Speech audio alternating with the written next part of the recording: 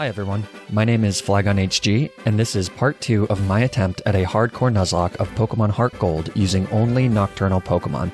To see what I define as hardcore Nuzlocke rules, check out the description below. But in short, no items in battle, no overleveling past the gym leader's ace, and we're playing on set mode. So if you're watching this video, I'm gonna assume that you've seen part 1 of this challenge. If you haven't, check it out in the link at the top right of the screen. Part 1 of this challenge ended after we collected all 8 badges in Johto and defeated Lance to become the new champion of the Indigo League. Normally, this would be the end of the game. But in HeartGold and Soul Silver, after you defeat the champion, you gain access to Kanto, where there are 8 more gyms for you to challenge. And after collecting these 8 additional badges, you get access to Mount Silver.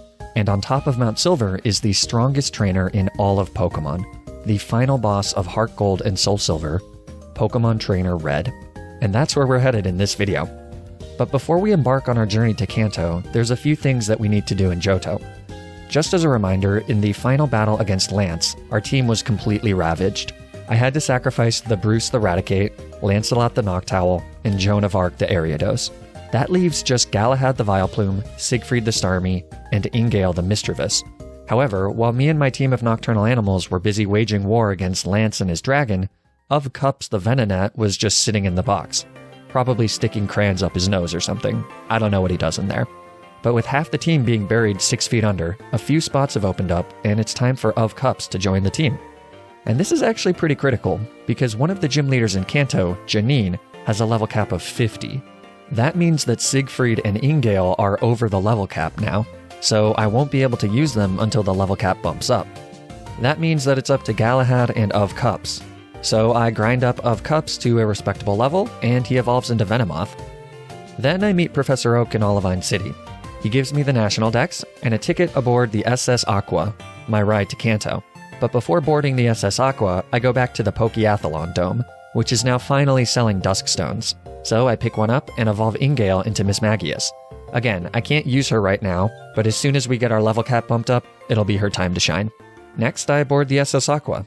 And after I fight a few trainers and do some random side missions, I arrive in the beautiful seaport of Vermilion City. Now, before we start mowing down the washed-up gym leaders of Kanto, I'm actually able to get a few new encounters. First, I can make my way to Celadon City, head west, and catch a Murkrow from Route 16. I name her Club. Then I go to the east of Celadon City and I catch a Houndour. I name him Hotspur. And just like that, I've got a full team again. These are the only additional encounters, though. Technically, I can catch a Sneasel outside of Mount Silver, but that can't actually be done until I get all 16 badges.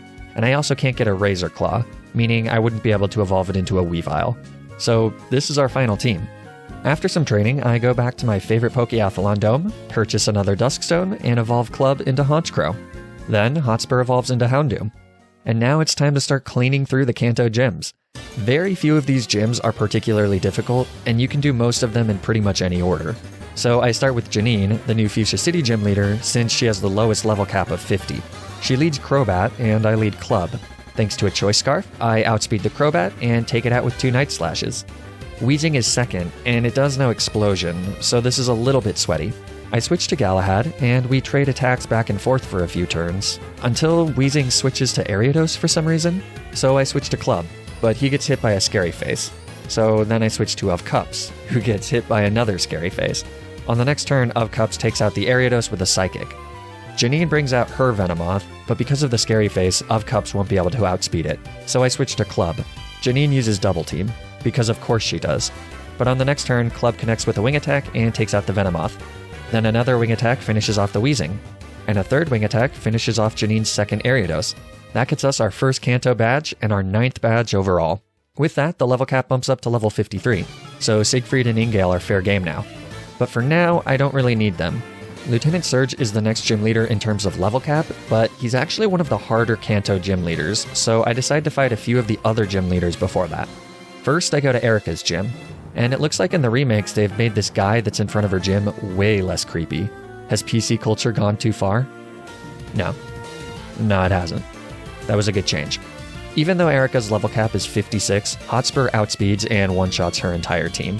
The choice specs do help a lot, but this was going to be a pretty clean sweep no matter what. That gets us an easy badge number 10. Next up is Sabrina, and for some reason she only has 3 Pokemon. So Club is holding a Choice Scarf, and Night Slashes kill all 3 of them before they can get any attacks off. That's an even easier badge number 11. Before continuing the gym campaign, I'm told to go to talk to Professor Oak, but when I get there, he and I just have a nice little chat. What do you think of the trainers out here? Pretty tough, huh? Yup, pretty challenging stuff, Samuel. Anyways, Brock is up next on my murder spree. But every single one of this guy's Pokemon is 4 times weak to grass, so Galahad one-shots all of them. The Kabutops is able to outspeed and hit a Rock Slide, which I guess could have been an issue if it made me flinch, but it didn't, so Brock goes down and I collect badge number 12. At this point, it's time for Lieutenant Surge, and the reason he's so problematic is because all of his Pokemon have Double Team, Thunder Wave, or both, which means we're in for a pretty cheesy fight. Well, as soon as I'm finished digging through these trash cans, that is.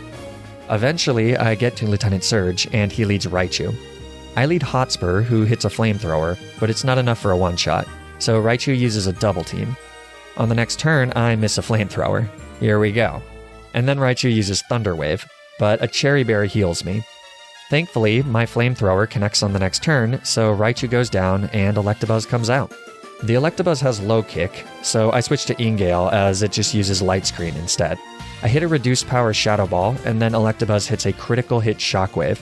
On the next turn, I hit another Shadow Ball, and then Electabuzz hits another Shockwave. So I switch to Galahad and start tanking Shockwaves. We trade attacks back and forth, and I accidentally prolong it a bit by using Giga Drain instead of Sludge Bomb, which puts Electabuzz in the red and makes Surge use a full restore. Electabuzz gets another Light Screen off, but eventually it goes down. Next is Surge's first Electrode, which immediately goes for a Double Team. Thankfully, Shockwave doesn't do much damage, so even though I miss a few attacks, I'm able to stay healthy enough with Moonlight, and eventually the Electrode goes down. Surge's second Electrode also goes for Double Team, as I hit a solid Sludge Bomb. Thankfully, on the next turn, I just connect with a Giga Drain and finish it off. And last is Magneton, who goes for, you guessed it, Double Team. I hit Giga Drain, and then on the next turn, I switch to Hotspur, who dodges a Supersonic.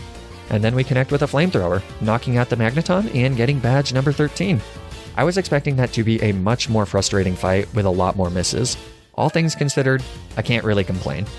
Next up, Misty in Cerulean City. With Lieutenant Surge defeated, my level cap bumps up to level 54, which gives Siegfried just enough speed to outspeed Misty's own Starmie. I lead Siegfried into Misty's Jolduck and take it out with a Choice Specs boosted Thunderbolt. Next is her Starmie, but Thunderbolt knocks that out in one shot too. Third is Quagsire, RIP King Arthur. So I switch in Galahad, who tanks a pretty hard critical hit Earthquake, but then on the next turn retaliates with a Giga Drain for the one-shot.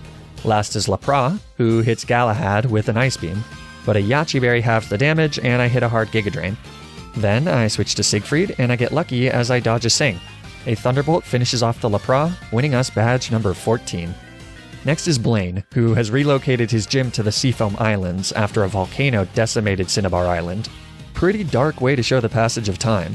You know, Misty gets a haircut, Lieutenant Surge gets sunglasses, Koga gets a promotion, and Blaine gets a cataclysmic natural disaster that wipes his hometown out of existence. But speaking of wiping things out of existence, it should come as no surprise that Siegfried uses Surf to one-shot all 3 of Blaine's Pokemon. This may be a different game, but Blaine still can't handle water types. That's an easy badge number 15. The final Kanto gym leader is Blue, who is spending his free time visiting the charred remains of Cinnabar Island. After getting him to go back to his gym in Viridian City, it's time for the first genuinely difficult Kanto battle. Unlike every other gym leader, Blue has a diverse team of 6 Pokemon, and they're all pretty strong. Fortunately, with our new level cap of 60, Hotspur is able to learn Nasty Plot. I set up a Nasty Plot on the first turn as Exeggutor goes for Trick Room. Trick Room is a move that reverses the speed order of Pokemon on the field. So, slow Pokemon will move before fast Pokemon, which is pretty unideal for our speedy Houndoom. But I came prepared for this. Trick Room only lasts 5 turns, including the turn that it's set up. So on the second turn of Trick Room, I use Protect.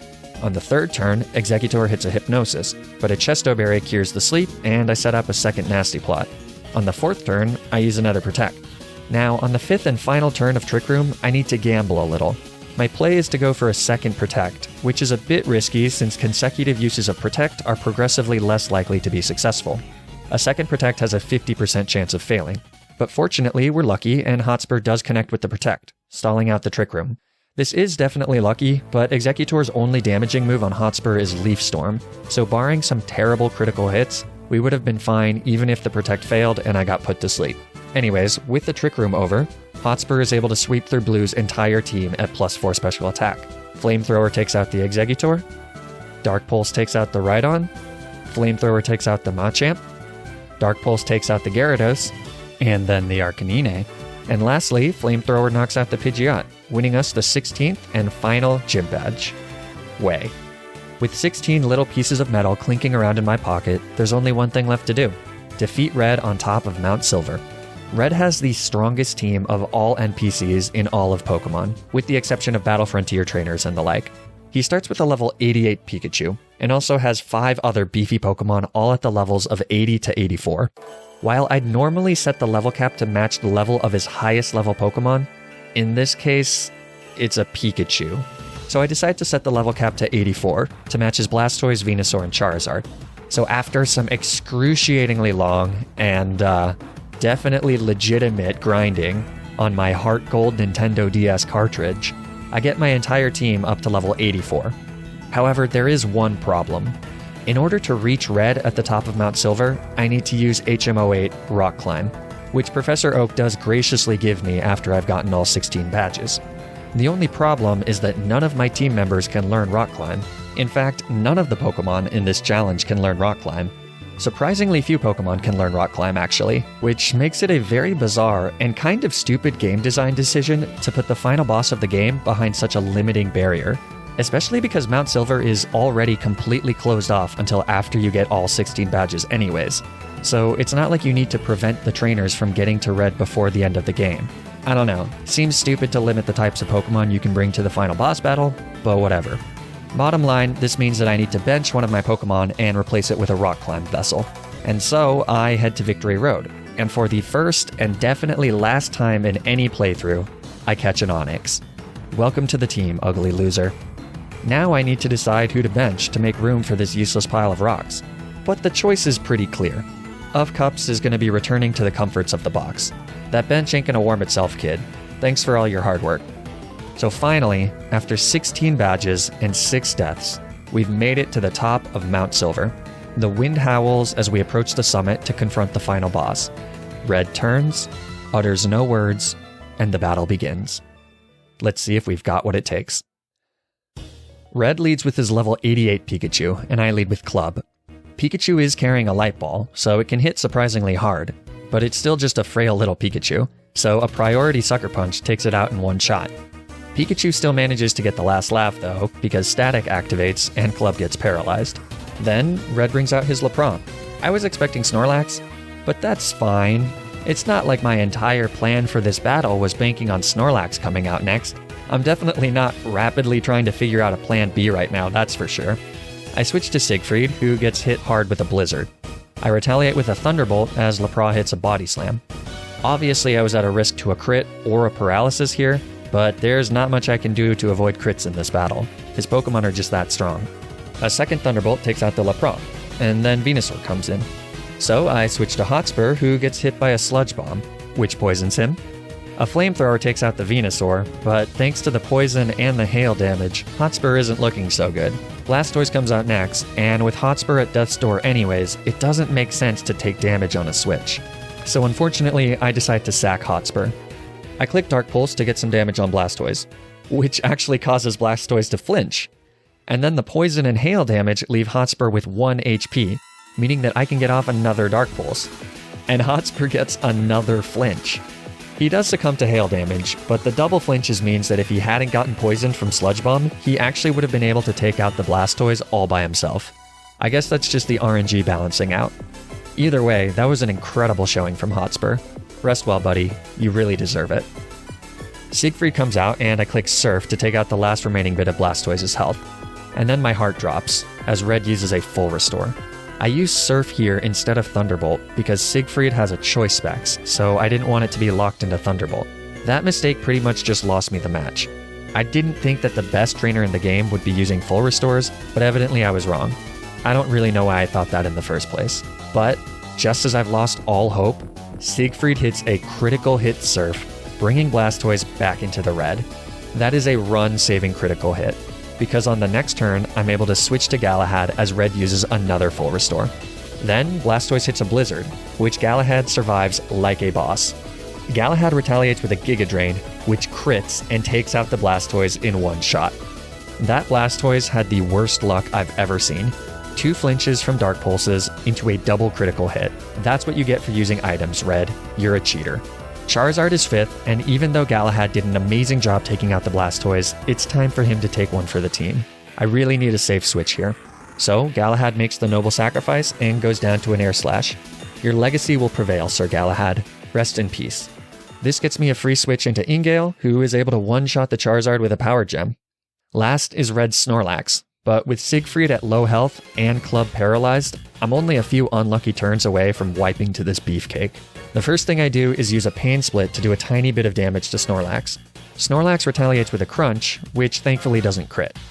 This allows me to use another Pain Split, which heals me up, but more importantly, it takes another chunk of health from Snorlax. This also gives me enough health to survive the Blizzard from Snorlax, which I guess it used instead of Crunch because I was at low enough health before the Pain Split for a Blizzard to knock me out. That's sort of lucky, but it doesn't really matter. I don't want to do any more damage to Snorlax because I don't want to put it in the range where Red will use a full restore. So instead of doing damage, I just click Perish Song as Snorlax knocks out Ingale with a Crunch. You know, doing so many of these hardcore Nuzlocke challenges makes me pretty numb to losing Pokemon. When I first started doing Nuzlockes, I'd get really upset when I lost a team member. But with these hard challenges, especially at the end of the runs, it's sort of a necessity to guarantee victory, so I try not to get too emotional about it. That being said, seeing Ingale go down is pretty sad. It's the first Miss Magius I've ever used, and she did an amazing job. Enjoy your ghostly sleep, Ingale. The last thing to do is bring in Siegfried and hit a Surf, which is just enough to knock out the Snorlax, getting us a grueling victory against Red, and finally winning the game. That was an absolute roller coaster of a final battle, and an awesome way to end an incredibly fun challenge. As fun as it is to do monotype challenges, it's also really cool to have access to a diverse team with a bunch of different typings. My final team was pretty powerful in this challenge, and it was cool that they were each able to contribute to the final battle. Every one of my team members knocked out at least one of Red's final Pokemon, so it really was a team effort instead of just setting up and sweeping with one Pokemon. Definitely one of my favorite final battles so far. As always, thank you so much for watching and for all your continued support. I know I say it at the end of every video, but I really do appreciate how supportive all my viewers have been. If you enjoyed watching, please like the video and subscribe. Or don't, I don't know. But be sure to follow me on Twitter and Twitch to keep up with streams of my future challenges. And you should also join the Flagon HG community Discord to make recommendations for future challenges. Stay tuned for more Nuzlocke videos, and until then, remember to always, always, always play around the critical hit.